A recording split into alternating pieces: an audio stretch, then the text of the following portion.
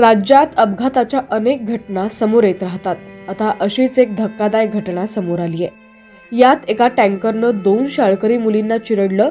या अपघातात एकीचा जागीच मृत्यू झालाय तर दुसरी गंभीर जखमी असून तिच्यावरती उपचार सुरू आहेत.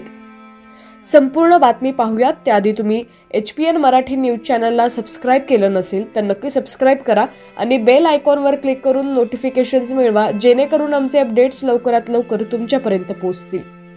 तर ही घटना धाराशिव जिल्ह्यातील हैदराबाद सोलापूर राष्ट्रीय महामार्गावरील येनेगूर जवळ घडलेली आहे.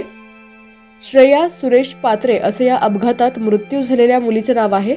श्रेया ही इयत्ता 6वीत शिकणारी शाळकरी मुलगी होती. तर या घटनेत श्रद्धा श्रीकांत कांबळे ही 7वी मध्ये शिकणारी विद्यार्थिनी गंभीर जखमी झालेली आहे. तिला रुग्णालयात दाखल करण्यात आलं असून तिच्यावर खासगी रुग्णालयात उपचार सुरू आहे. तिची प्रकृती देखील गंभीर आहे. येणेगूर इथं महामार्गाच्या रखडलेल्या कामामुळे अपघात झाल्याचा आरोप गावकऱ्यांनी केलाय. तसंच संतप्त ग्रामस्थांनी महामार्ग 2 तासांपासून रोखून धरला. महामार्गाचं काम करणाऱ्या ठेकेदार कंपनीवर कारवाईची मागणी गावकऱ्यांनी केली आहे. दरम्यान घटनास्थळी पोलीस दाखल झाले असले तरी गावकरी मात्र आपल्या भूमिकेवरती ठाम असून 2 तासांपासून गोंधळ घालत होते.